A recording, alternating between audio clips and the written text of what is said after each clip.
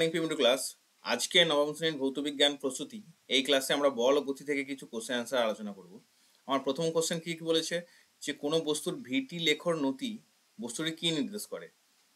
অর্থাৎ এটিকে যদি ভি টি ধরি আর এইদিকে যদি ভি ধরি, এখানে যদি একটা লেখচিত্র থাকে, এই যে নতি এটা আমার কি নির্দেশ করছে? এটা নির্দেশ করছে কি? ত্বরণ। তাহলে এখানে কি হবে? একের বি হবে কারেক্ট অ্যান্সার। দুইটা বলেছে একটি বোট নদীতে প্রথমে পূর্ব দিকে 12 মিটার যাচ্ছে। তাহলে প্রথমে পূর্ব দিক, এইদিকে কত যাচ্ছে? 12 মিটার যাচ্ছে। তারপর উল্টো দিকে বোটটি আবার 5 মিটার সরণ হলো। তাহলে বোটটির মোট সরণ কত? তাহলে প্রথমে পূর্ব দিকে 12 মিটার যাচ্ছে, আবার ওখান থেকে উল্টো দিকে কি করছে? সে 5 মিটার আসছে। তাহলে প্রথমে 12 মিটার গেল, তারপর 5 মিটার এলো। তাহলে আমার এটা কত পড়ে থাকছে? 7 মিটার। তাহলে বোটটির সরণ কত হচ্ছে? বোটটি এই বিন্দু থেকে শুরু করেছিল, এখন এই বিন্দুতে পৌঁছাচ্ছে। তাহলে এই বিন্দুর পার্থক্য কত হচ্ছে? 7 মিটার। তাহলে আমার কারেক্ট অ্যান্সার হবে 2 এর সি। তিনের কোশ্চেনে যেটা বলেছে যে সিজিএস পদ্ধতিতে ত্বরণের একক কি? তাহলে সিজিএস পদ্ধতিতে ত্বরণের একক কোনটা আছে? সেমি থাকবে আর সেকেন্ড স্কোয়ার থাকবে। তাহলে সেমি পার সেকেন্ড স্কোয়ার, এটাকে আমরা কি লিখতে পারি?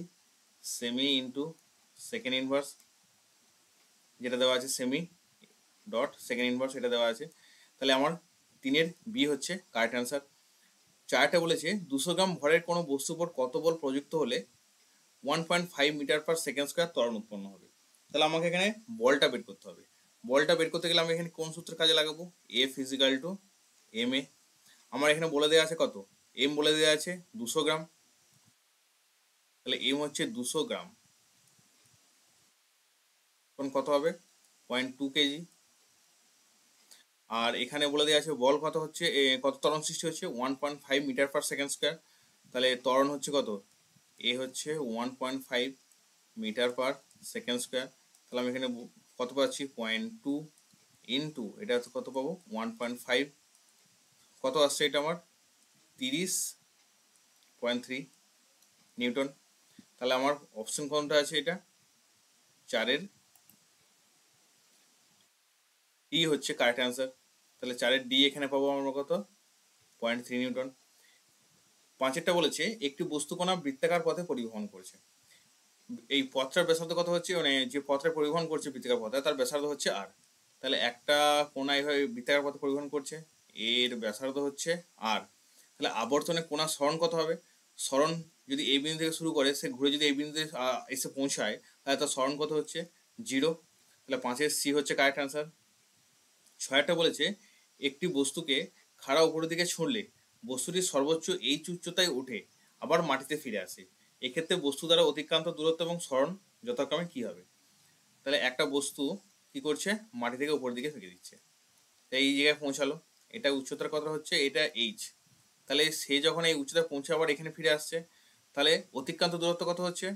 একবার এইচ যাচ্ছে, আবার একবার এইচ আসছে, তাহলে অতিক্রান্ত দূরত্ব হলো 2h। আর সরণ কি হচ্ছে? এই বিন্দু থেকে শুরু করেছিল, আবার এই বিন্দু ফিরে আসছে, তাই সরণ হচ্ছে 0। তাহলে অতিক্রান্ত দূরত্ব হবে 2h আর সরণ হবে 0। তাহলে আমার এখানে 6-এর সি হচ্ছে কারেক্ট অ্যান্সার। 7-টা কি বলেছে? তৃতীয় গতি সূত্র অনুসারে ক্রিয়া প্রতিক্রিয়ার মধ্যবর্তী কোণের মাপ কত? তাহলে ক্রিয়া যদি এদিকে হয়, প্রতিক্রিয়া কি হয়? এদিকে হয়, ঠিকটা বিপরীত দিকে। তাহলে এটা কত ডিগ্রি কোণ হচ্ছে? 180 ডিগ্রি। 7-এর সি হবে কারেক্ট অ্যান্সার। 8টা বলেছে একটি গাড়ি যাত্রাপথের অর্ধেক দূরত্ব 40 কিমি পার আওয়ারে যাচ্ছে, দ্রুতিতে যাচ্ছে, বাকি অর্ধেক 60 কিলোমিটার পার আওয়ার দ্রুতিতে যাচ্ছে। তাহলে গড় দ্রুতি কত? তাহলে গড় দ্রুতি বার করতে গেলে আমরা কি লিখবো? 2 × 60 × 40 ডিভাইড বাই 60 প্লাস 40। তাহলে কত পাচ্ছে এটা? 260 × 40 ডিভাইড বাই 100, 48 কিমি পার আওয়ার। তাহলে আমার 8-এর সি হচ্ছে কারেক্ট অ্যান্সার। 9-টা বলেছে মিশ্র গতি উদাহরণ। ভূমির ওপর দিয়ে বলের গড়িয়ে যাওয়া, এক স্থানে বলের ঘূর্ণন, বলের পিছল গতি, উপর থেকে খারাপভাবে বল নিচের দিকে পড়া। তাহলে এখানে আমরা কোনটা পাবো? মিশ্র গতি হচ্ছে কি? যেখানে দুটো গতি একসাথে হচ্ছে। এখানে ভূমির উপর বলটা যখন গড়িয়ে যাচ্ছে, বলটা যখন এইভাবে গড়িয়ে গড়িয়ে যাচ্ছে এদিকে, তখন কি হচ্ছে? বলটা ঘুরছে প্লাস এইদিকে সরানো হচ্ছে। তাহলে ঘূর্ণন গতি হচ্ছে একটা, সরলরৈখিক গতিতে হচ্ছে। তাহলে 9-এর এ হচ্ছে কারেক্ট অ্যান্সার। 10-এরটা বলেছে রকেটের গতি যে সংরক্ষণ নীতির উপর প্রতিষ্ঠিত, সেটা কোনটা? রৈখিক ভরবেগ। তাহলে 10-এর সি হচ্ছে কারেক্ট অ্যান্সার।